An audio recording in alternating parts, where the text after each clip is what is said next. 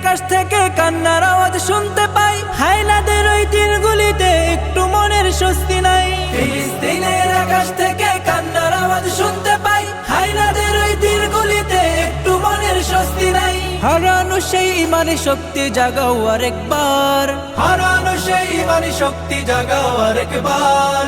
উচ্চ স্বরে তাকবীর বলো আল্লাহু আকবার, আল্লাহু আকবার, আল্লাহু আকবার, আল্লাহু আকবার, আল্লাহু আকবার, আল্লাহু আকবার, আল্লাহু আকবার, আল্লাহু আকবার, আল্লাহু আকবার।